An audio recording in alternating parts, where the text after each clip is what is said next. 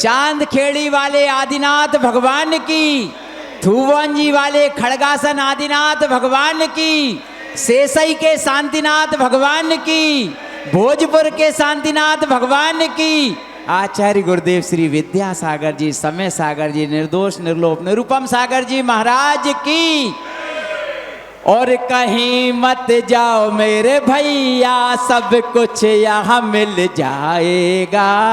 मुनिवरों की वाणी सुनने बड़े मंदिर जो आएगा, हाँ जिन मंदिर जो आएगा, हाँ प्रभु मंदिर जो आएगा। चलते हैं आज फिर उन महान संतों के चरणों में बैठकर इस मनुष्य भव को सार्थक बनाने का उपक्रम महामंत्र नमोकार के माध्यम से कुछ सुन समझकर इस हृदय में हृदयांगम करने का उपक्रम करते हैं। कार्यक्रम का प्रारंभ आचार्य महाराज के चित्र के समक्ष अनावरण और दीप प्रज्वलन करने का बहुत आदर के साथ आमंत्रित कर रहा हूँ उन्हें, जो कि वर्ष 2016 में 81 पिछियों के साथ सौधर्म इंद्र बनने का सौभाग्य जिन्होंने प्राप्त किया था, ऐसे सराहब परिवार से अनिल कुमार जी साहब सराहब पधारें और श्रीफल चढ़ाएं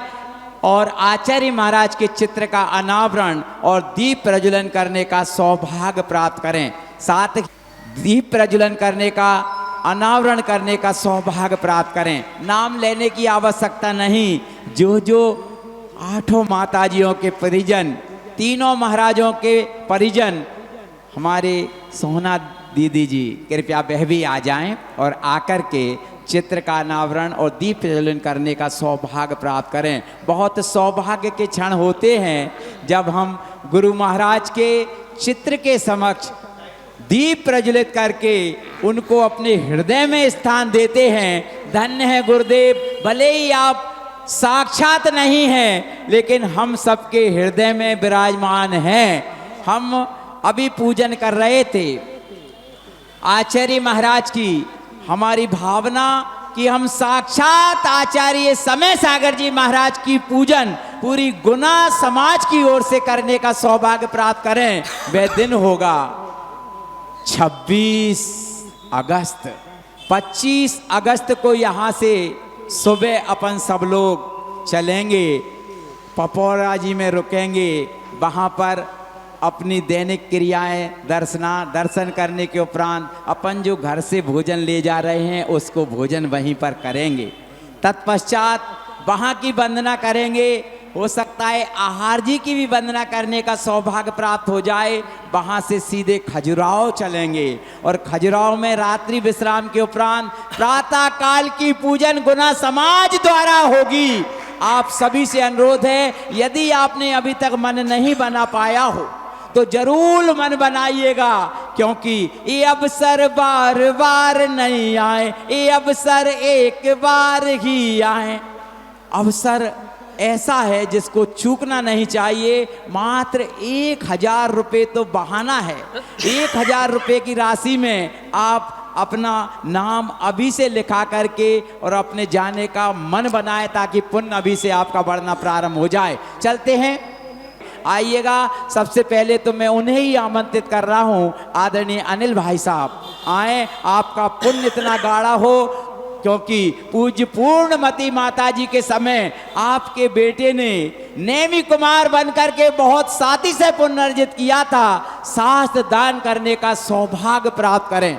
और भी किसी की भावना बन रही हो तो कृपया शीघ्रता से आए। चारों अनुयोगों के 4 शास्त्र दान करने का सौभाग्य यदि किसी को करने का सौभाग्य प्राप्त करना हो तो अतिशीघ्र पधार कर। समय अपने पास कम है लेकिन कार्य बहुत महत्वपूर्ण है। ज्ञान समान न आन जगत में सुख का कारज। ऐसे ज्ञान दान करने से हमारे ऐसा ज्ञान बढ़ता है कि यदि हम किसी को कोई चीज पढ़ना चाहें तो स्मृति में आ जाती है। वह होता है पुण्य ज्ञान दान का। निर्ग्रंथ साधुओं के हाथ में ज्ञान दान करना बहुत पुण्य का कार्य है। चलते हैं, किसी की भावना बन रही हो तो शीघ्रता करें, वरन चलते हैं महामंत्र नमोकार की महिमा सुनने के लिए, चलते हैं महामंत्र नमोकार का स्मरण मंगलाचरण के रूप में करते हैं। नमो लोहे सभ्य साहुड़म नमोस्तु नमोस्तु नमोस्तु।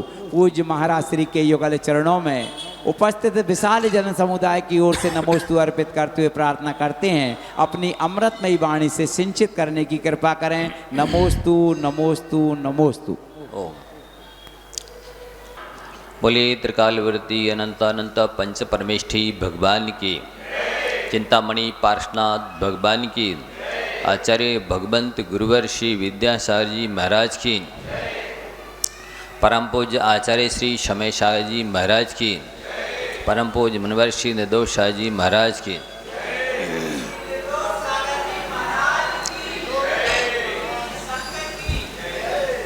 प्यारे बंधुओं, जैसा कि अपन महामंत्र अनादि निधन मंत्र शाश्वत मंत्र नमोकार के बारे में सुनते चले आ रहे हैं। महामंत्र की महिमा क्यों बताई जा रही है?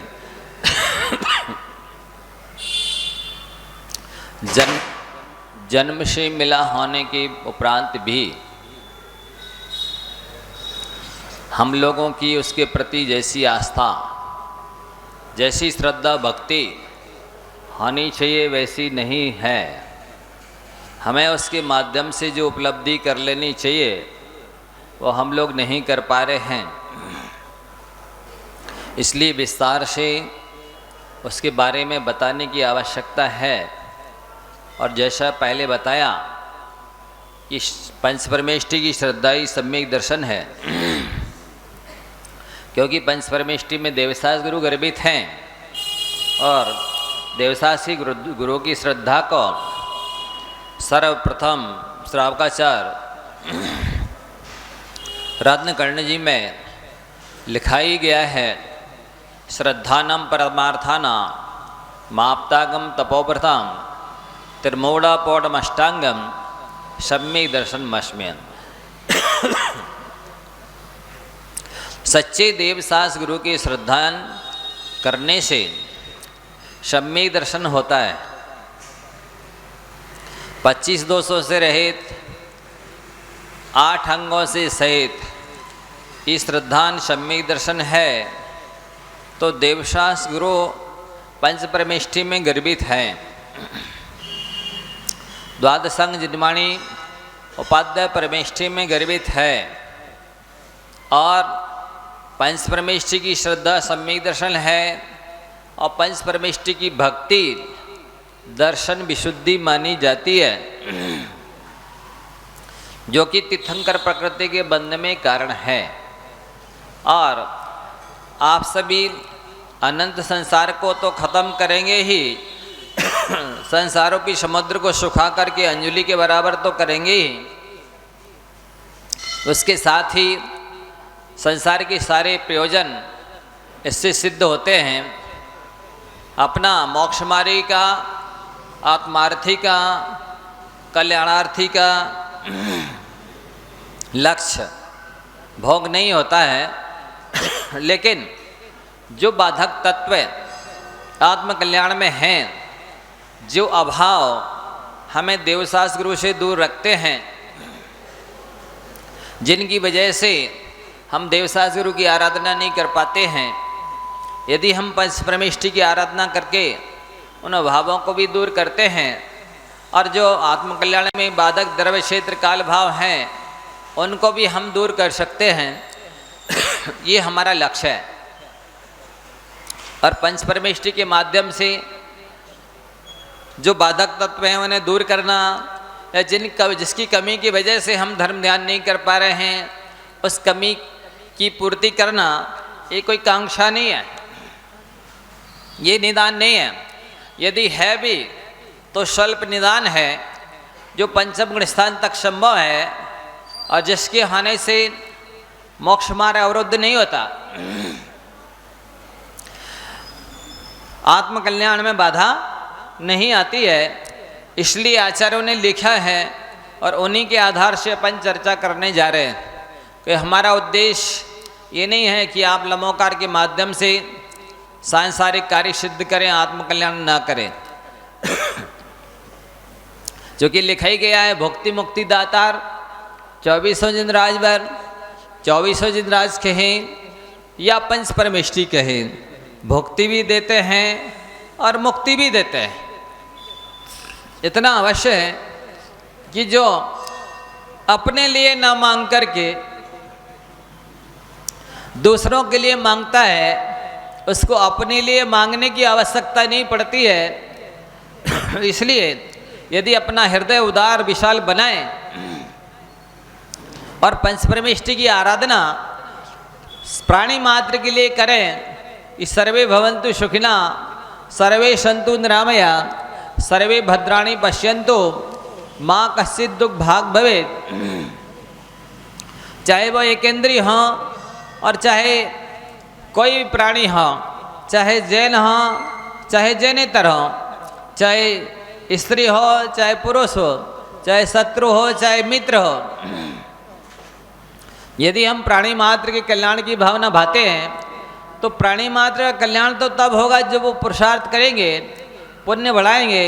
लेकिन हम लोग भावना भाएंगे तो हमारा कल्याण अवश्य हो जाएगा, क्योंकि इसी पवित्र भावना भाने से बहुत साथ से पुण्य का बंध होता है, पुण्यानुबंधी पुण्य का बंध होता है और वास्तविक वात्सल्य अंग का पालन होता है।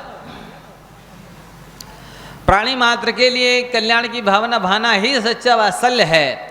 और फिर जो साधर्मी आत्मकल्याण करना चाहते हैं, मोक्ष मार्ग में बढ़ रहे हैं या बढ़ना चाहते हैं, तो उनको भी किसी भी तरह की तन मन धन की कमी हो तो उसकी पूर्ति करना भी वात्सल्य अंग कहलाता है। तो आगे आपको और भी बताया जा रहा है। पार्श्वनाथ चरित्र में आचार्य वादिराज महाराज जी क्या लिखते हैं कि इस महामंत्र के अंदर इतनी क्षमता है कि इस जगत में कुछ भी दुस्साध्य नहीं है। ऊर्ध्वलोक, मध्यलोक, पाताल लोक में, भूत भविष्य वर्तमान में, तीनों लोक तीनों कालों में ऐसी कोई भी वस्तु नहीं है जिससे ये मंत्र आज नहीं दिला सकता। कैसी भी कठिन हो, असंभव हो, दुर्लभ हो, दूर हो, दुस्साध्य हो, उन समस्त वस्तुओं को दिलाने की क्षमता महामंत्र के अंदर है।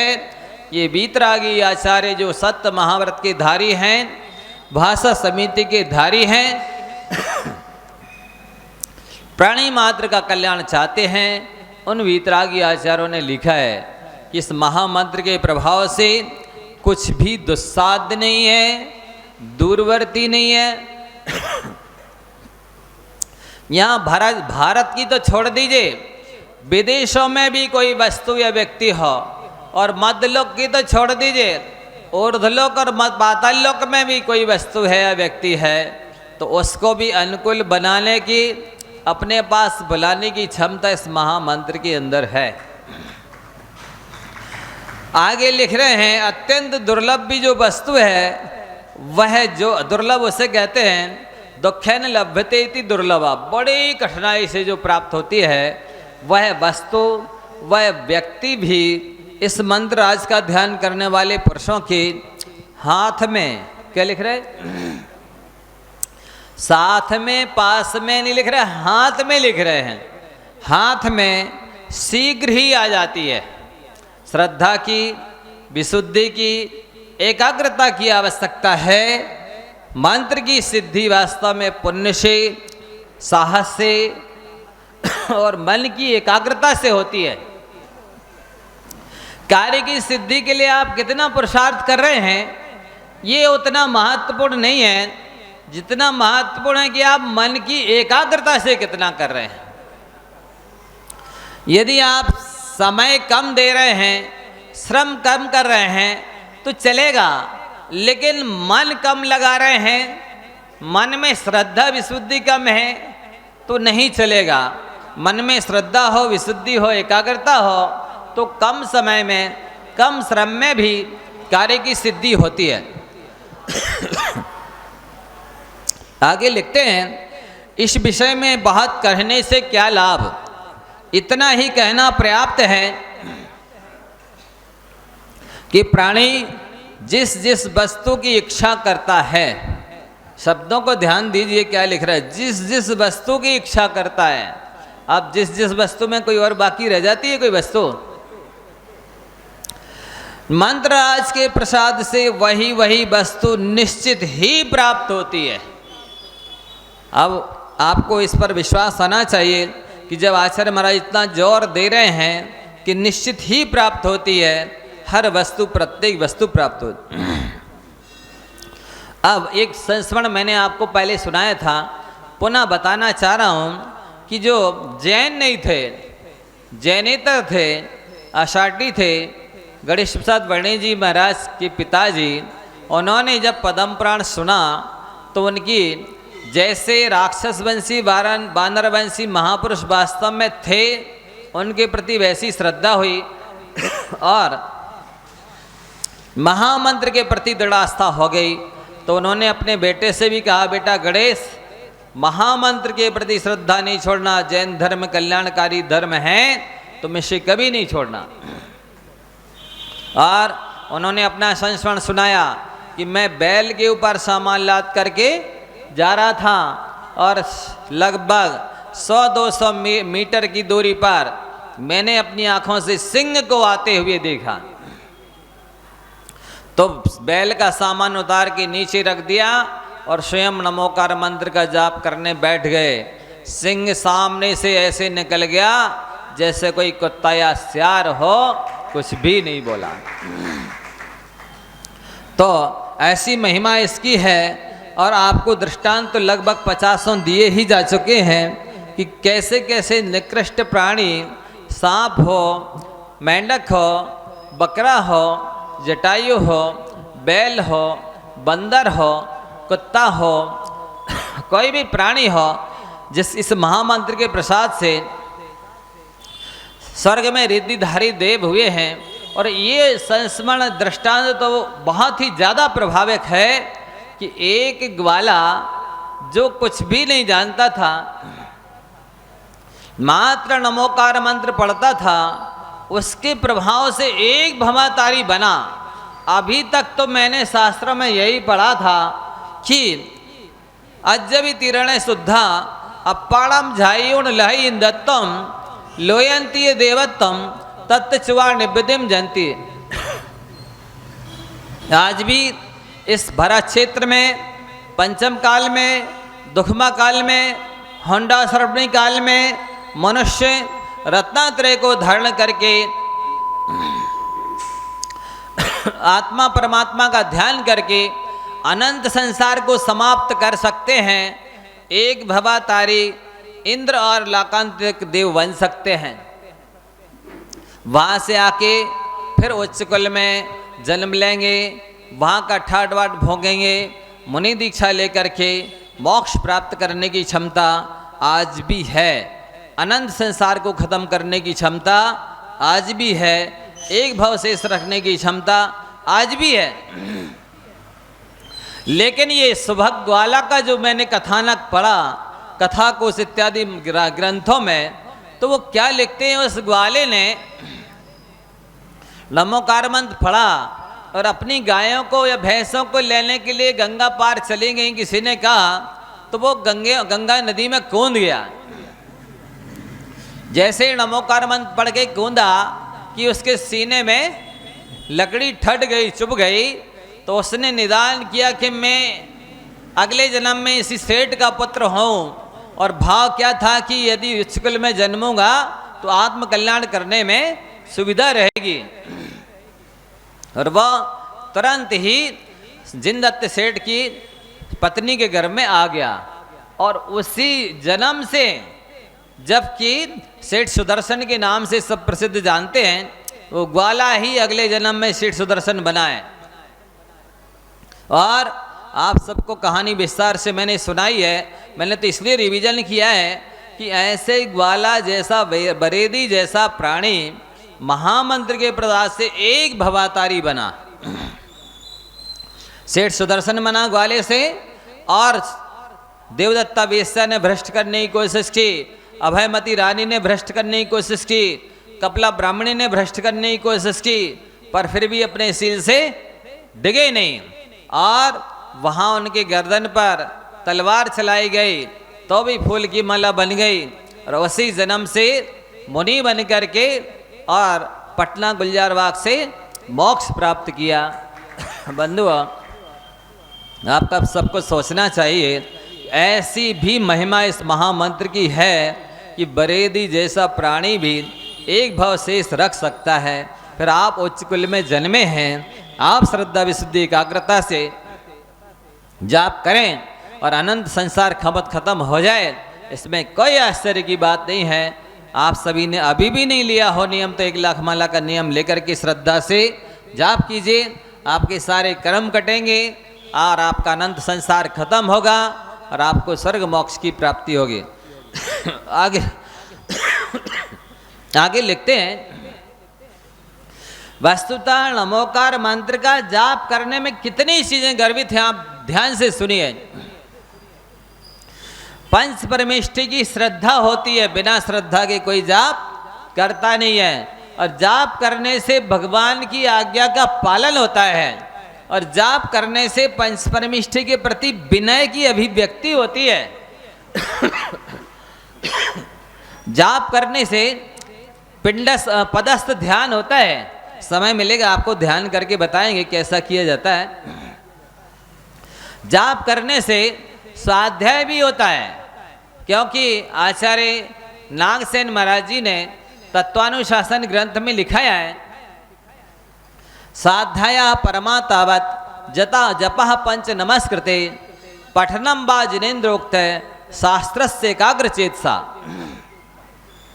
चाहे आप एकाग्र मन से आचार्य प्रणीत ग्रंथों का स्वाध्याय करें और चाहे एकाग्र मन से जाप करें, दोनों ही स्वाध्याय हैं, दोनों में ही असंख्यात गुणी पाप की निर्जरा होती है।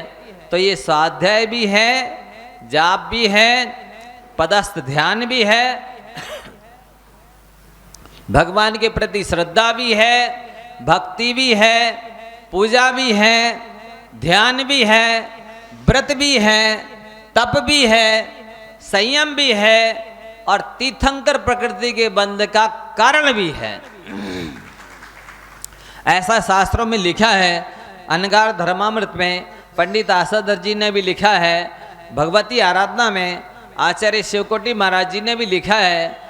वचन इसकी महिमा अचिंत है, इसमें सारे व्रत, नियम, संयम, जप, तप, स्वाध्याय, भक्ति, पूजा सब गर्भित होते हैं। इसलिए ये तीर्थंकर प्रकृति के बंध का भी कारण है, असंख्यात गुणी निर्जरा का भी कारण है, और साथ ही स्वर्ग मोक्ष का भी कारण। आगे लिखते हैं, अभी वो कहानी आपको सुनानी है, एक और बता देता हूं। मन में आपके विकार उत्पन्न हो, मन में स्वाभाविक है कि द्रव्य क्षेत्र काल प्रतिकूल हैं, तो इनकी वजह से ऐसे निमित्त, खोटे निमित्त हैं कि भावों का बिगड़ना बहुत जल्दी होता है। तो आपको उसकी शुद्धि के लिए भी तत्काल क्या कर लेना चाहिए बताते हैं। मान लो प्राणी बद का भाव आ जाए, तो आप तुरंत ही 36 बार नमोकार मंत्र पढ़ लीजिए, शुद्धि हो जाएगी। झूठ बोलने का भाव आ गया तो आप 36 बार नमोकार मंत्र पढ़ लीजिए, तो शुद्धि हो जाएगी। चोरी करने का भाव, कुशील सेवन का भाव आ जाता है, तो यहाँ आचार्य लिखते हैं 36 बार नमोकार मंत्र पढ़ने से शुद्धि हो जाती है। फिर आगे लिखते, जिस प्रकार से जल में असीम शक्ति है, जल में कितनी शक्ति है? 1 लोटा पानी आप लेंगे लेकिन उसमें शक्ति नजर नहीं आएगी, पर वही जल जब जाकर के सरोवर में मिल जाता है और उससे जब विद्युत उत्पन्न हो जाती है, तो कई मेगावाट विद्युत उत्पन्न हो जाती है, जिसके माध्यम से बड़ी बड़ी ट्रेनें, क्रेनें, हवाई जहाज इत्यादि मशीनें, कारखाने चलते हैं। ठीक बंधुओं, इसी प्रकार अपन सबके पास में, ये तो आपने शास्त्रों में पढ़ा ही सुना है कि आत्मा में अनंत शक्ति है। कितनी शक्ति है? अनंत बल है। लेकिन कर्मों ने उस बल को, शक्ति को, उन गुणों को आच्छादित कर रखा है, ढक रखा है, एक प्रकार से नष्ट जैसा कर दिया है। साथ ही अभी भी जितना वीर्यान्तराय कर्म का क्षपसम है, वो एनर्जी अपनी इंद्रिय द्वारा से बहती रहती है। जब हम जाप करते हैं तो हमारे सारे इंद्रियों के विषय छूट जाते हैं, वे इंद्रिय द्वार बंद हो जाते हैं। उससे हमारी एनर्जी कलेक्ट होती है, हमारे अंदर ऊर्जा उत्पन्न होती है, और वो ऊर्जा में इतनी ताकत है कि जन्म जन्मांतरों के कर्म तो नष्ट होते ही हैं। जैसे आप किसी भी शिला में या बिल्डिंग में एकाग्रता से दृष्टि टिका दें तो कई बार वो शिला टुकड़े टुकड़े हो जाते हैं। ऐसे ही मन की एकाग्रता से आत्मा में जब शक्ति उत्पन्न हो जाती है तो कर्मों को नाश करने की क्षमता आ जाती है। तो मौन जो है, नमोकार में छुपा जो नमो है, वो हमें मौन भी सिखाता है। और शास्त्रों में लिखा है अकेला मौन ऐसा तप है, इतना बड़ा धर्म ध्यान है, इतनी बड़ी साधना है कि 169 महापुरुषों के कोई भी पद नहीं है जो मौन नहीं दे सकता। इतनी क्षमता मौन में है। वस्तुतः धर्म ध्यान करना कठिन नहीं है, केवल व्यक्ति को विवेक चाहिए। बहुत सरल है, धर्म से सरल तो कोई चीज़ नहीं है। संसार के सब काम कठिन है, लेकिन धर्म सबसे सरल चीज़ है। हम लोग समझ नहीं पा रहे हैं, इसलिए हमें कठिन लगता है। अब आपको आगे की कथा जो महामंत्र के माध्यम से बताई जा रही है, कहाँ तक बता दी गई थी आपको याद है? धन्य कुमार को अवध ज्ञानी मुनि महाराज के दर्शन हुए। ध्यान से सुनेंगे, पात्र और स्थान को याद रखेंगे तो पूरा चरित्र याद हो जाएगा।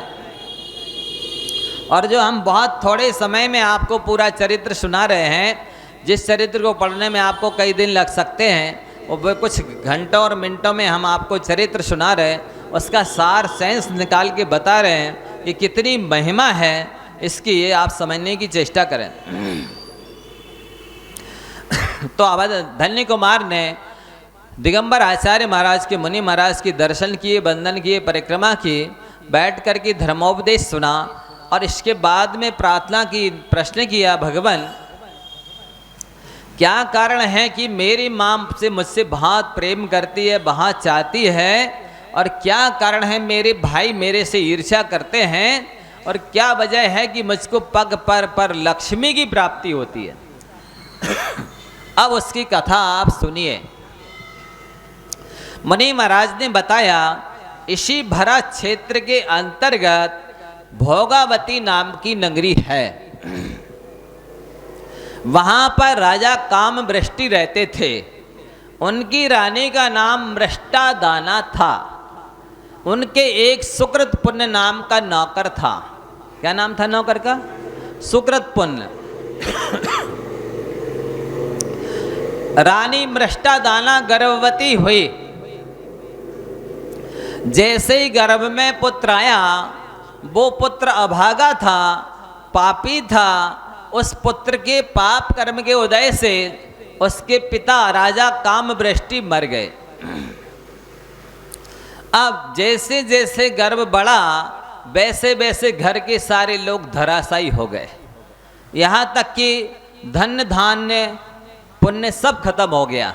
आप देखिए, जब कोई पापी प्राणी अभागा गर्भ में आता है तो उस परिवार का पुण्य, धन धान्य, कुटुंब, यह सब नष्ट हो जाता है।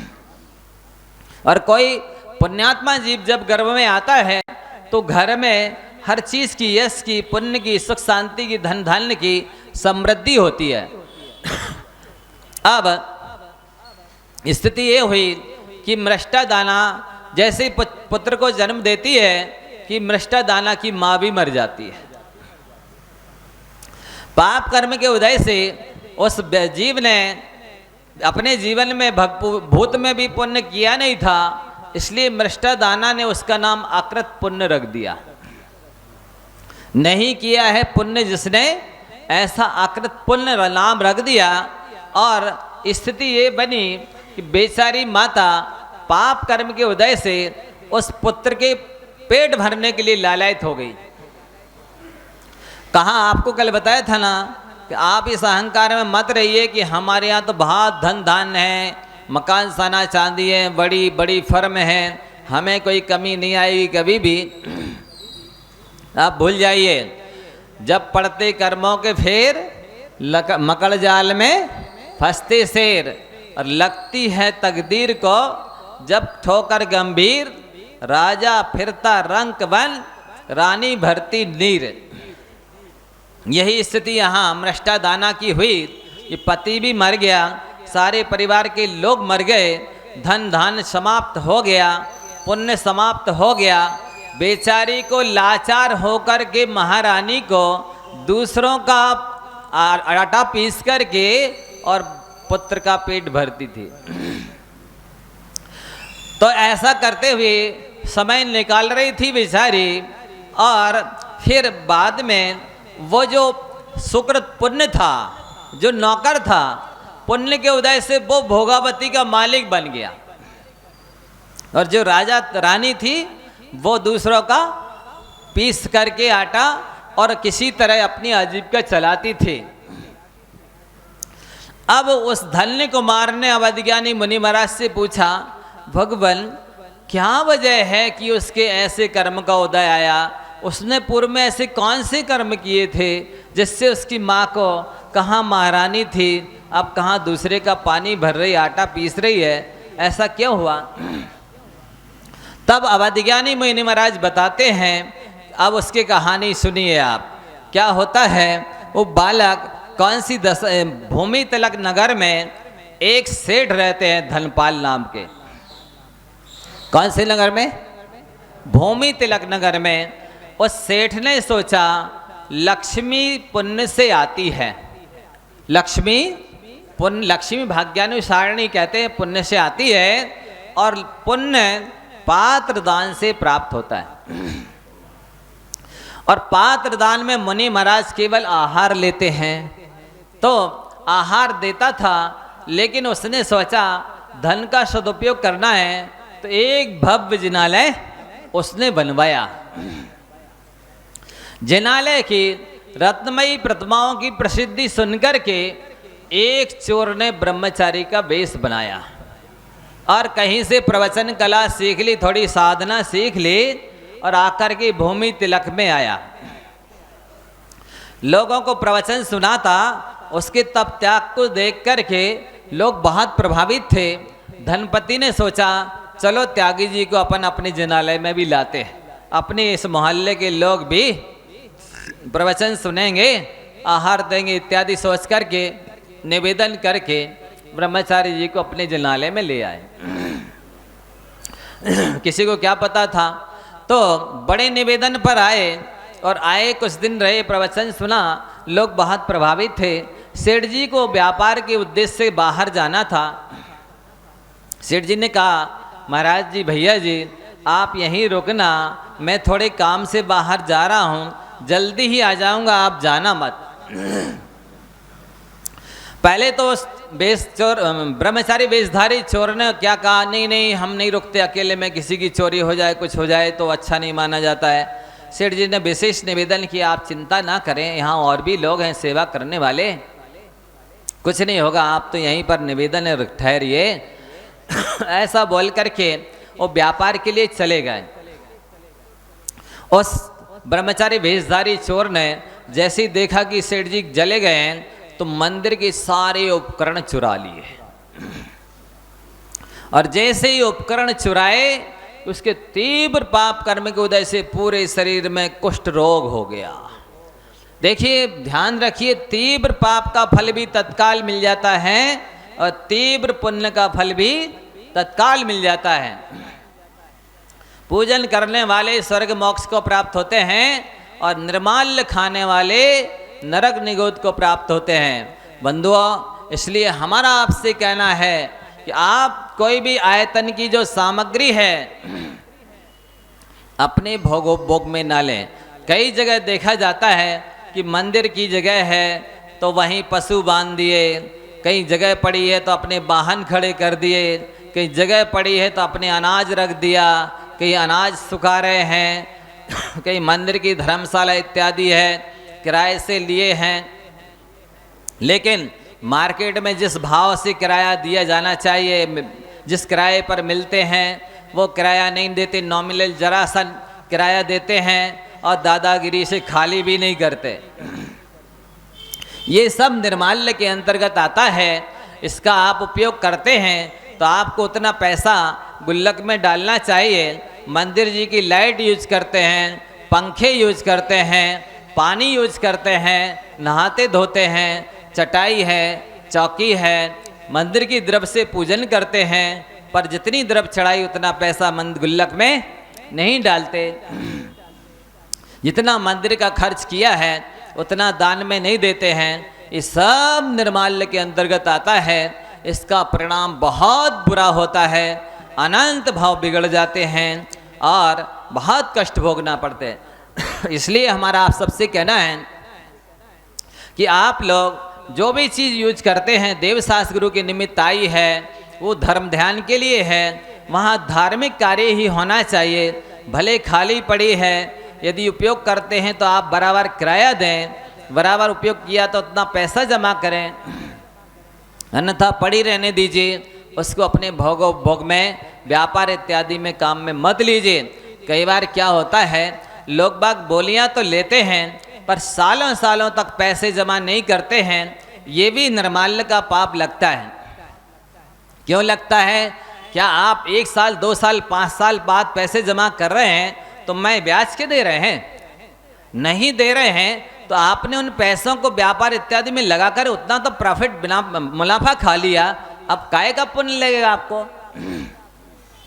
दूसरी बात, जैसे मान लो आपने अपने कारखाने में किसी चीज़ का प्रोडक्शन किया, उत्पादन किया और आपने उसको बेचने चलाने के लिए किसी न्यूज़पेपर में अपनी कोई ऐड दिया, तो वो क्या न्यूज़पेपर वाला क्या कहेगा?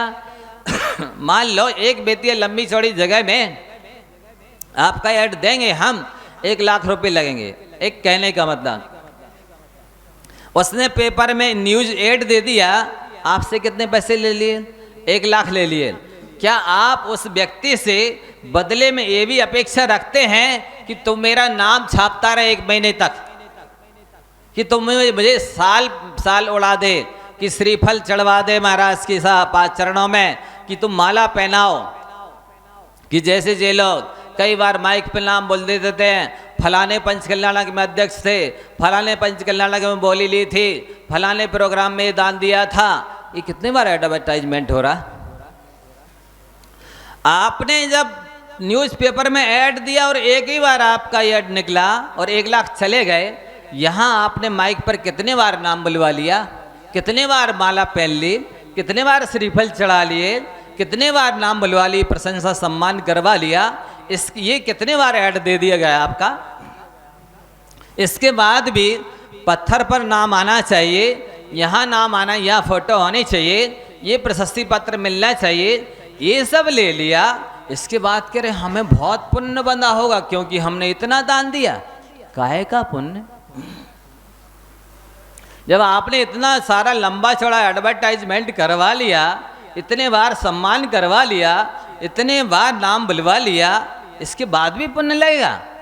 और उसमें भी कई साल हो गए पैसे नहीं दिए, और उसके बाद भी दिए तो ब्याज सहित नहीं दिए, काहे का पुण्य लगेगा बंधुओं? मैं आपसे पूछना चाहता हूँ, क्या उस न्यूज़पेपर वाले से दोबारा कहा आपने कभी कि 1 बार और दे दे, मैंने 1 लाख दिए थे? नहीं देता है ना, अपेक्षा रखते हो। तो फिर यहाँ धर्म क्षेत्र में क्यों इतनी लंबी चौड़ी अपेक्षा रखी जाती है कि सम्मान भी हो गया, माला भी पहन ली, मुकुट भी पहन लिया, श्रीफल भी भेंट कर लिया, कई बार माइक पे नाम भी बोल गया, और अपेक्षा मंदिर के पत्थर पे नाम लिखना चाहिए, और अपेक्षा अब हमें पुण्य भी मिलना चाहिए। वाह साहब, कमाल कर दिया। आप ही होशियार मिले हैं। इतना सस्ता है पुण्य कि सब भी मिल जाए और पुण्य भी मिल जाए। उस पे भी वो फलाने पैसे देंगे तब हम देंगे पैसे बोली के। बोली लेते समय ऐसा ठहराया था क्या आपने कि जब वो सब लोग पैसे देंगे तब हम देंगे? क्या बोली लेते समय ऐसा ठहराया था कि आप 6 बार हमारे घर पर आना भीख मांगने? बताइए, ये सब निर्माल्य के अंतर्गत आता है। आप निर्माल्य का परिणाम सुनिए क्या होता है। अब जैसे ही उस ब्रह्मचारी वेशधारी चोर ने मंदिर के उपकरण चुराए, वैसे ही भयानक कुष्ठ रोग हो गया पूरे शरीर में। आप ध्यान से सुन लीजिए, उसने अभी उपकरण चुराए थे, मतलब अपने अंडर में बांध के रखे थे, बेचे नहीं थे। बेच करके उन पैसों से भोग उपभोग नहीं किया था, अय्यासी नहीं की थी, केवल बांध के रखे थे। इसका परिणाम ये है कि पूरे शरीर से गलित कुष्ठ हो गया, दुर्गंध बहने लगी, पूरा शरीर चेहरा बीभत्स हो गया। हमेशा रौद्र ध्यान बना रहता था, बहुत दुख के सागर में डूबा था, भयंकर पीड़ा झेल रहा था। इतने में उसने सुना कि सेठ जी व्यापार करके वापिस आ गए हैं। तो उसको रौद्र ध्यान हुआ कि ऐसी आहें निकली, अरे ये सेठ मरा नहीं, वापिस आ गया। ऐसी जैसे ही आहें निकली तो और रौद्र ध्यान बढ़ गया और भयंकर पीड़ा बढ़ गई, और वो निर्माल भक्षण की पाप से सप्तम नरक गया। बंधुओं, सप्तम नरक क्या होता है? पाप का चरमो मन उत्कृष्टतम फल 33 सागर की आयु में गया। उस निर्माल्य भक्षण के पाप से 33 सागर बचनातीत कष्ट भोगे, और जैसे तैसे वहां से बचनातीत कष्ट भोग कर निकला। अभी पाप कटा नहीं है, वो उपकरण बांधने का, चुराने का पाप कटा नहीं है। 33 सागर क्या होता है? एक सागर में अनंत वर्ष होते हैं, फिर ऐसे अनंत को 33 सागर बार गुणा कीजिए, कितना लंबा काल है। एक सागर की गणना सुनोगे तो माथा चकरा जाएगा, इतना लंबा काल है। दृष्टांत के रूप में मैंने समझाया था आप लोगों को कि सागर कितना बड़ा होता है। जैसे मान लीजिए अंतिम स्वयंभू रमण समुद्र है, तो आधे राजू चौड़ा है। जो आधा राजू चौड़ा है तो मतलब 3 राजू उसकी परिक्रमा होगी, कुछ अधिक। इतना लंबा चौड़ा गहरा समुद्र, उसको सुई की नाक से इस तरह खाली करना है दूसरे समुद्र में, खाली समुद्र में। जितने समय में ये पूरा समुद्र खाली हो जाए, उतना बड़ा एक सागर होता है। ऐसे ऐसे 33 सागर तक उन्हें सप्तम नरक के कष्ट भोगे, लेकिन अभी भी कर्म कटा नहीं है। वहां से निकल करके वो स्वयंभू रमण समुद्र में महामच्छ बन गया। उस महामच्छ ने, जो 1000 योजन लंबा होता है, 500 योजन चौड़ा होता है, 250 योजन चौड़ा ऊंचा होता है, 12,500 घन फुट उसका लंबाई गुणित चौड़ाई गुणित ऊंचाई होती है। इतना बड़ा एक टापू जैसा होता है। तो वो क्या खाता है? उसी समुद्र में रहने वाले अपने से जो छोटे जल जंतु हैं, उन सबको खाता है, निगलता रहता। और जब उसको छोटे जल जंतु मच्छों को खा करके पेट भर जाता है, तो ऐसा मुंह फाड़ करके 6 महीने के लिए सो जाता है। तो उसके कान में एक छोटा तंदुल मच्छ रहता है। अब आप छोड़ लीजिए, तंदुल की जैसे उपमा दी जा रही चावल की, वो कितना सा होगा, लेकिन वो भी पंचेंद्री होता है। उस तंदुल मच्छ का भी वज्र सब नरा संगनन होता है, और वो खाता तो कान का मैल है, लेकिन बैठा बैठा देखता रहता है कि ये बड़ा मच्छ कैसा मूर्ख है, इसके स्थान पर मैं होता तो एक भी जल जंतु को, मच्छ को नहीं छोड़ता।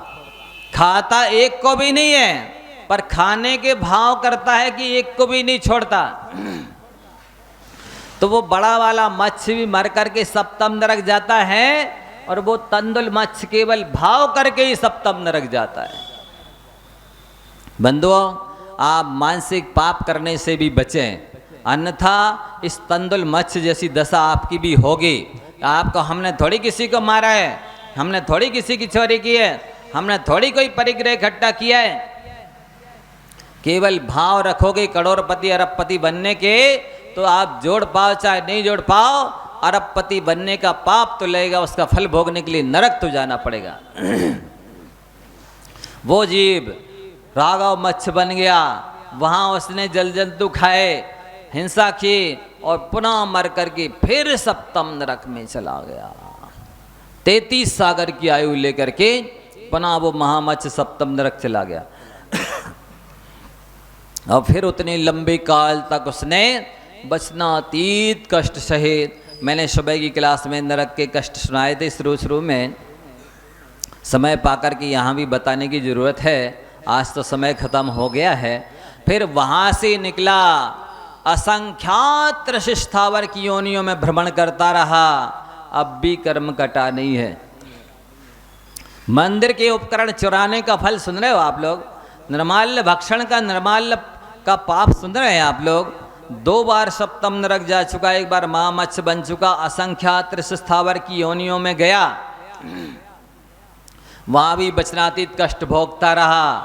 अंत में वहां से निकल करके ये अकृत पुण्य बना है, जिसके जन्म लेते ही पिता मर गए, पूरा परिवार मर गया, सारा धन धान्य पुण्य सब खत्म हो गया। अब आगे क्या होता है इस अकृत पुण्य का, इसकी कहानी आगे सुनाई जाएगी। हमारा आपसे आज कहना अवश्य है कि आप 1 लाख माला का जाप संकल्प लेकर जाप करें। दूसरी बात, मंदिर की कोई भी चीज़ हो, लाइट हो, पंखा हो, पानी हो, चटाई पाटा हो, द्रव्य हो, मंदिर का स्थान हो, कोई भी चीज़ हो, यदि आप यूज करते हैं तो उतना पैसा अवश्य गुल्लक में डालें। बोली ली हो तो तत्काल जमा कर देवें, जितनी देर बात करें मैं ब्याज के करें, इसी में आपका भला है। आज इतना ही बोल करके अपनी वाणी को विराम दे दें।